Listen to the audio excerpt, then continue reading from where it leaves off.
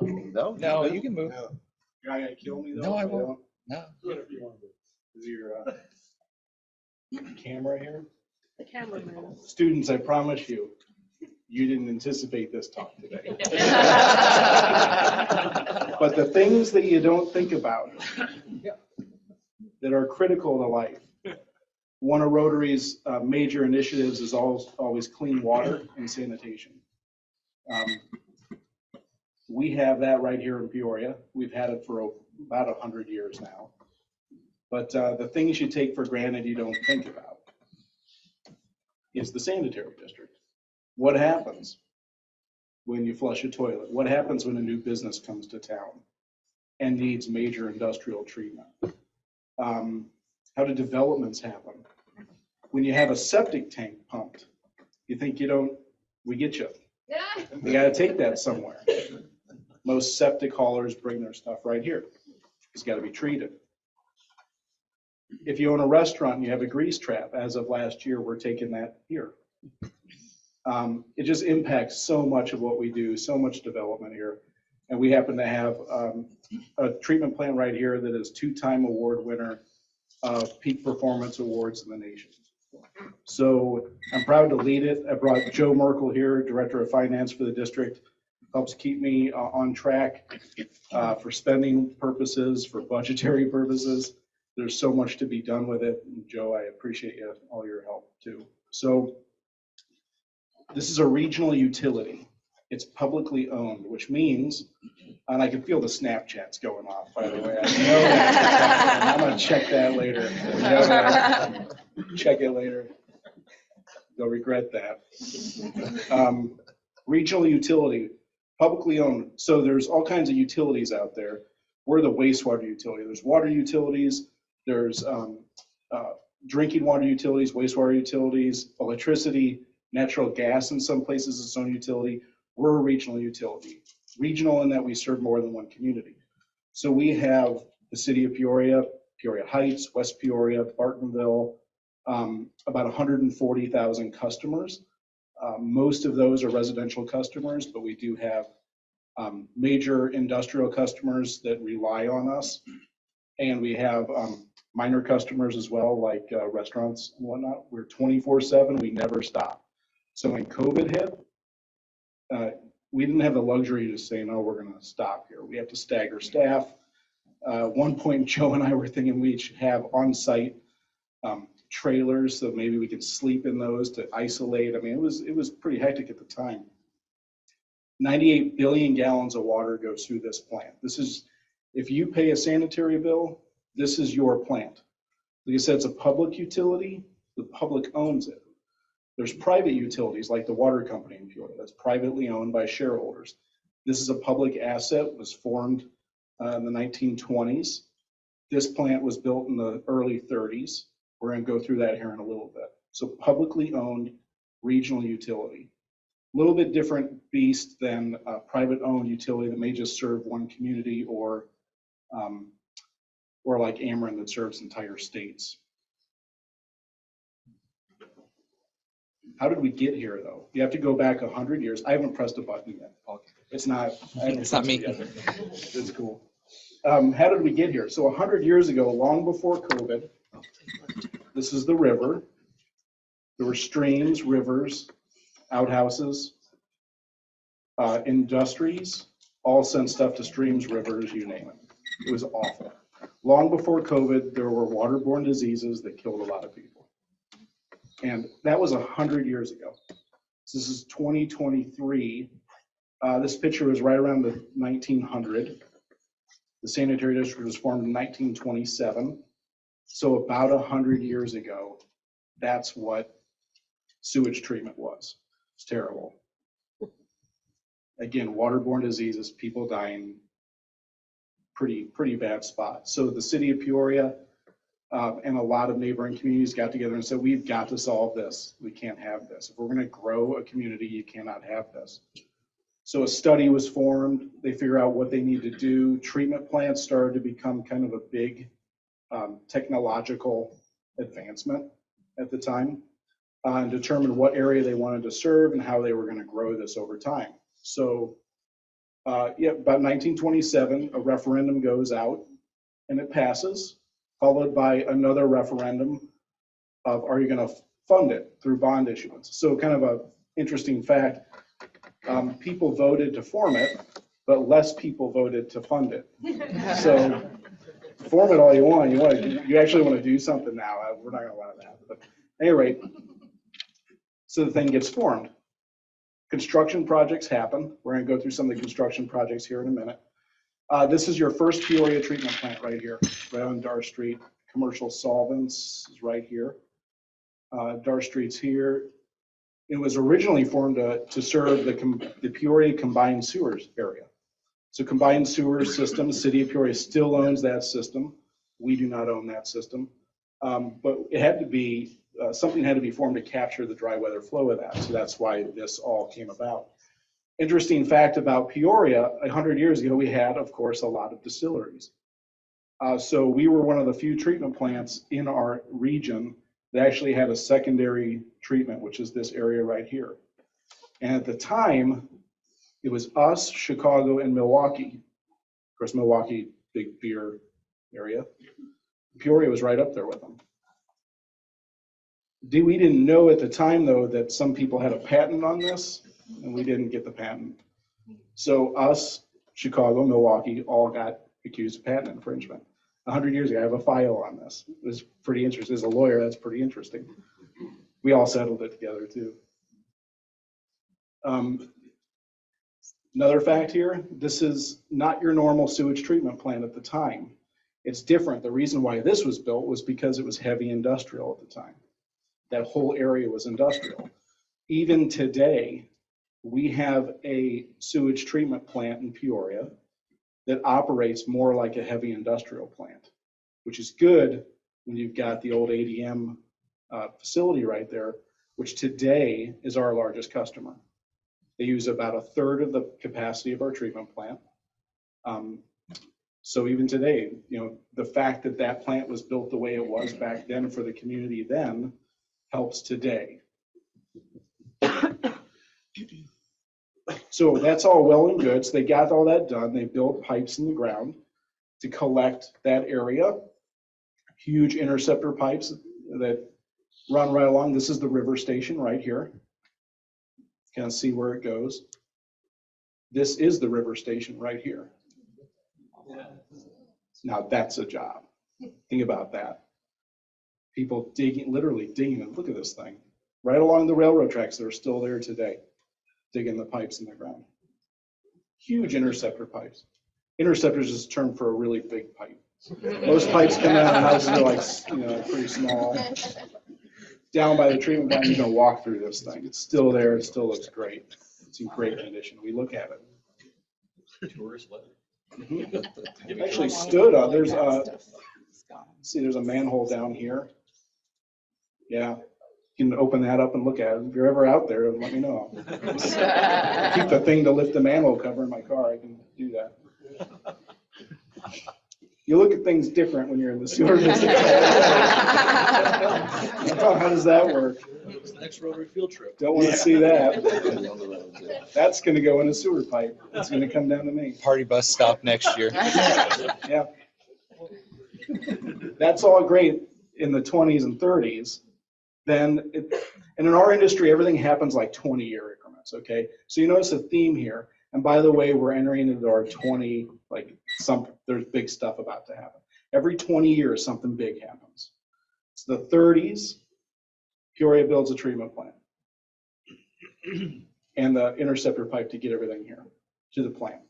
1950s rolls along right around the time Lynn's dad becomes a trustee and Mickey's grandfather becomes a trustee and my grandfather. Before him, it's a family business, right? So before him, it was her great uncle and Mickey's and my great uncle who were trustees at the time. 50s comes along, about 20 years, right? Peoria's got to expand. So we built another one of those huge pipes called the Kickapoo Interceptor, all the way out, captures all of North Peoria now, all the growth that happened over this time, all with one treatment plant. Most communities have two. If you have topography like we have, everything flows down enough pump stations, you can get it all down to the river.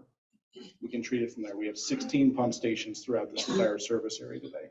One way or another, all that sewage comes through different avenues, through different trunk sewers throughout the entire area down to us. That's 1950, so they built that. 12 minutes till my timer goes up. I'm keeping an eye on it. That's the 50s, okay? So 20 years later, everyone's all well and good, right? All's great. 20 years later. I say 20 years because I'm like, oh, we're at the 20 years, Joe. You watch. Here it comes, we know it. These guys come along. 1970s, United States Environmental Protection Agency is formed. They weren't around before that. Clean Water Act gets passed. We had rivers on fire at the time. Probably a good idea, you know. US EPA is formed. Clean Water Act causes a lot of changes in laws, which, of course, every law that's passed, wherever it's passed, not every, but most law, impacts citizens in one way or another. Someone has to pay for this. So we have a lot of modifications to the treatment plant at that time. The treatment plants previously were formed and designed and built to handle a handful of pollutants. Clean Water Act required additional pollutants. So here comes the trend. Treatment plants have to solve for problems they were never intended or built for originally. So you retrofit these things. We are experts in our industry of retrofitting. Whatever the issue is that day, then it was ammonia in water. You retrofit the plant, engineers, very smart engineers, make it happen. Public pays for it, okay? It's the cycle of civics, right? As a lawyer, I'm actually not an engineer. I'm an engineer, or an amateur engineer who runs a sanitary district. I'm a lawyer, so I know this stuff. This is my territory now. These, for better or for worse, this is my territory. So that's 70s. We get comfortable with that. As a community, we get comfortable with it. So it's all well and good, right? Great. Off to the races. You can now develop, because if you got the sewers in the ground and you got the waters and you got the infrastructure, you can develop land. Peoria does.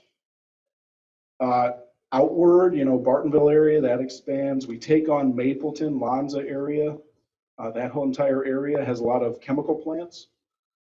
We serve all that area by an agreement. They're not part of us, but we serve all there because, again, we're an industrial type plant. We can handle that. The city grows out north. Trunk sewers are built. Trunk sewer is just an extension of your bigger pipe. Captures a lot of the North Peoria area. All that growth that happened out in this area, that's the 1990s. I learned to drive up here before there were any. I remember back in the 2000s, I guess, it would have been, these streets and these houses were being built, Dover Point subdivision, all those places. That's where I learned to drive up in there. Big pump station off of Allen Road. You barely notice it when you drive by. The largest pump station in the area. It's huge. Kind of tucked away back there. When you used to go down the big hill off of Alta, and it was back in that area. Some developments up here. Houses go in. They put in packaged treatment plants. Packaged treatment is a little treatment plant that serves a subdivision. Of course, they failed. So IEPA, which was also formed around the same time, comes to us and tells us you're going to take that over. So we took over those Bennington Park, Oak Brook Pump Station. We eliminated those treatment plants and took them into our system. All of their waste gets pumped all the way around this way down to the treatment plant. Kind of interesting, really. Fascinating. You don't think about this stuff. A pump station that works 24/7. When those go down, my wrist buzzes. Pump station went down, power out, things like that. That's a bad night. Been there. Thunderstorms at 2 in the morning. Someone is manning that treatment plant, making sure the thing's running properly. Used to love rain. If you work at a sanitary, you hate rain. Hate it. Loved it until then. Great, right? 20 years later, recession hits, 2008, all that development comes to a halt. This is where I come on the scene, right around '08, become the attorney for the district. All development stops. Okay, what do you do? My predecessor's tail end of his career was happening. I was the attorney at the time. We had some EPA issues, which is real reason why I really wanted this position, because I knew those issues. That's my area. So really go into a time of intense capital planning. You don't have the development that you used to have. You only have so much money, and your customers only have so much money to pay for this. So really, that's where Joe comes along. That's why I want Joe to come along. All the intense capital development plans, you've got to institute asset management plans. You've got to have a plan for the money. It's got to be efficient and raise rates. Just keep raising rates. That's not the answer. Make what you have better. Look at the cost side of your equations, right? Like a normal company would do. That's what a good government does. That's what we did. Developed a pretty robust capital planning tool. Developed asset management, computerized maintenance management systems were put into place to really do more with less.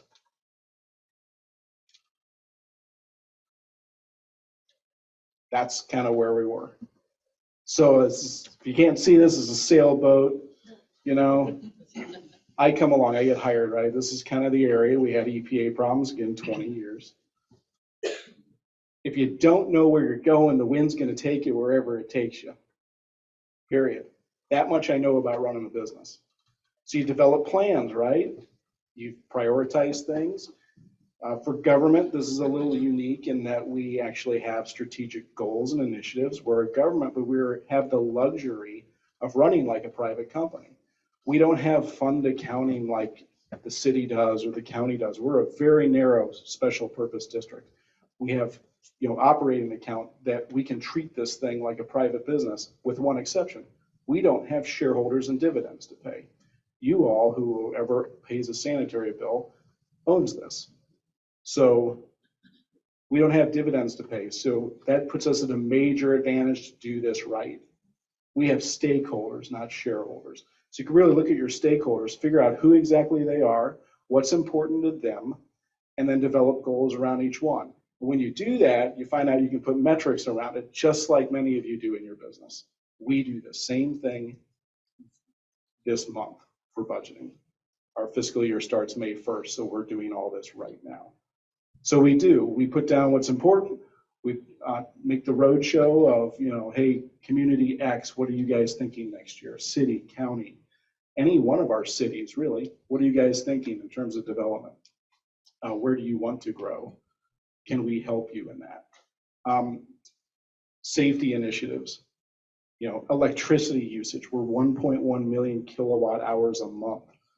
So any way we can reduce that. I mean, our Ameren bill, Joe, was like $150,000 at the peak last year. That gets your attention.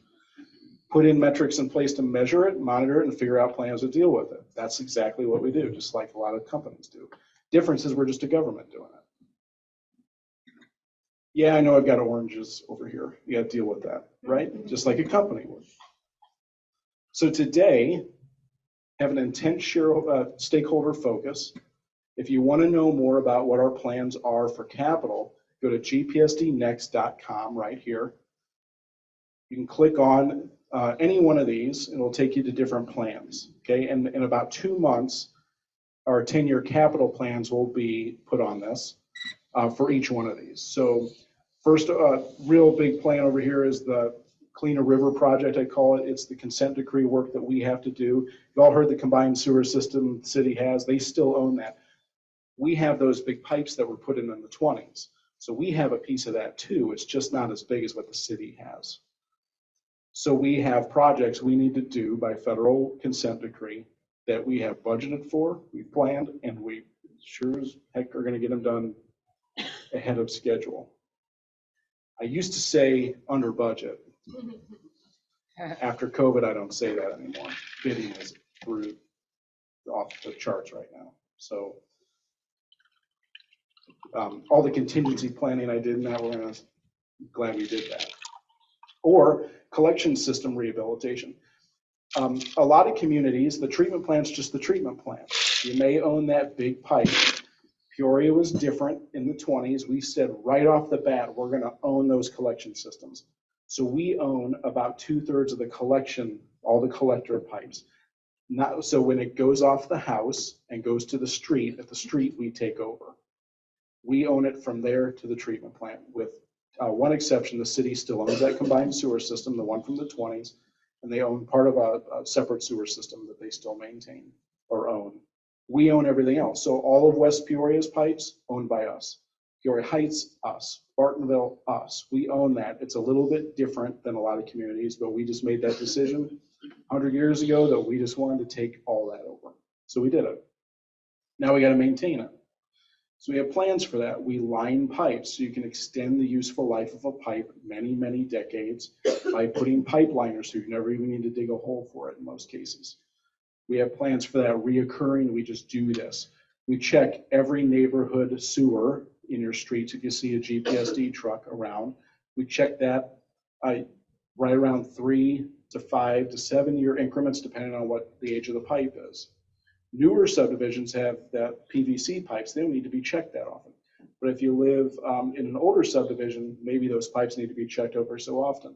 Back here at Candle Tree, we have to check that corner, Candle Tree and Summer Street, about every month. Why? There's a big apartment complex over there. And that area is kind of the lowest level, and a lot of wipes and things get stuck in that area. So we have to check that all the time. Things you don't think about. And of course, our treatment plant's nearing almost 100 years old. So we have pretty robust plan to automate most of what we can, rehabilitate along the way, and really repurpose that into whatever the community is going to need for the next 20 years or longer, all while balancing rates. It all affects rates. So the national average in 2022 was right around $530, $545, whatever that number is, across the country. I try to say I like to be right in the middle of that. I don't want to be expensive. I don't want to be the cheapest. I like to be right in the middle, and that's where we're at. Your average residential bill, average residential bill, if you're a GPSD customer per year, is about $300 a year. That's average flow.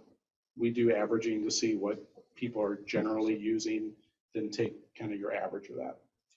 Again, that's kind of the sweet spot to know if you're going to have an advanced treatment plant in the community that is doing the things it was originally intended to do back in the 20s and 30s, and is going to do more robust things like the ammonia removal called for in the 70s, or today, phosphorus removal is a big deal at treatment plants, because if you have excess phosphorus, it all goes into the river.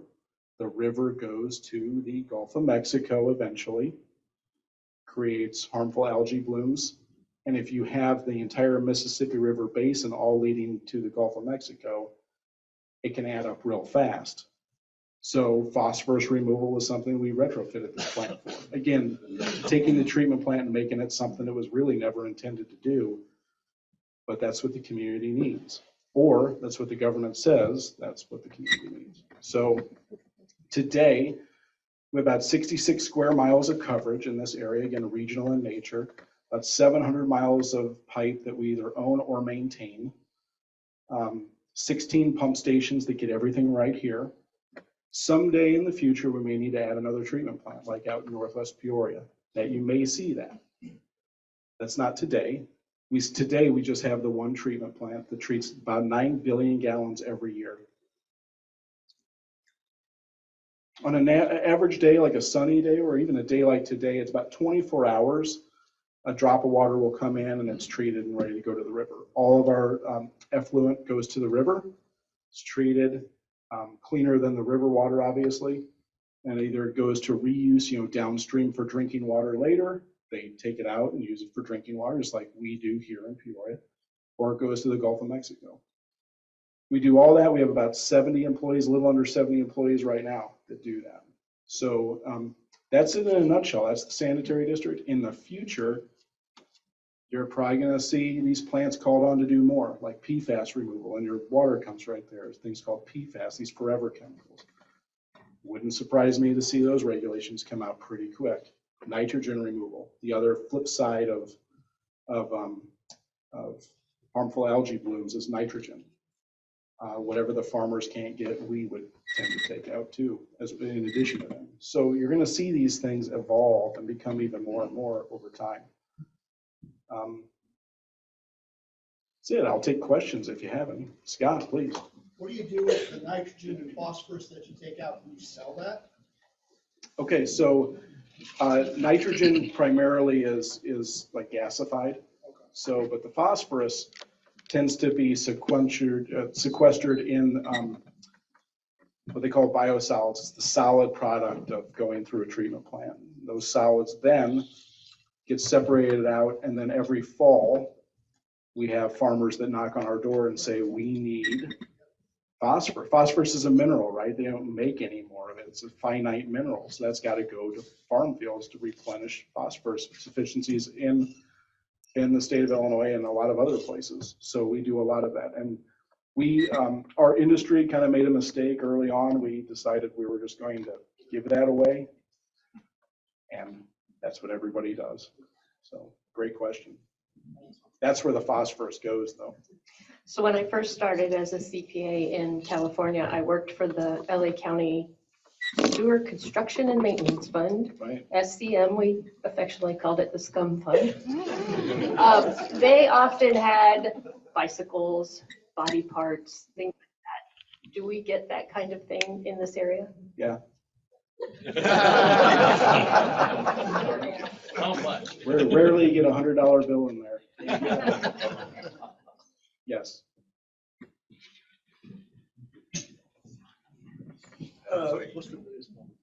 Being the former county board chairman, I used to appoint your trustees.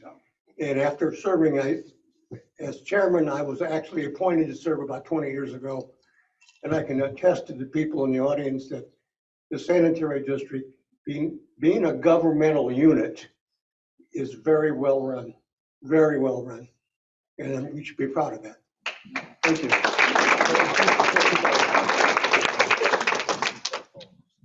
So when you have those developments, how much leeway do you have before you'll have to figure out when you have to build a new plant, if additional development goes on out here? How much leeway or? Great question. Thank you. Excellent, excellent question. Just the best, right? Yeah, I had a big map. The far northern regions of Peoria are filling. The treatment plant has capacity. We can serve. We're only about 2/3 at capacity at the treatment plants. How do you get it there? These pipes are only so big, right? You can only put so much flow through there. So the far, far northeast regions of our, which again, we were never intended to take, are kind of reaching capacity now. As you go westward and southerly, you get more and more capacity. So it all depends on capacity. So like next year, we're doing a capacity study in that area. Figure out what is the real capacity, because the capacity 30 years ago that we thought, or maybe 40 or 50 years ago, capacity you thought you had may have changed. And it may have changed because low flow faucets, less water usage. You may have more capacity than you think, but you only know if you do the study to find out. That's one of our capital items for next year, in addition to several other economic development type initiatives where we have our fingers in.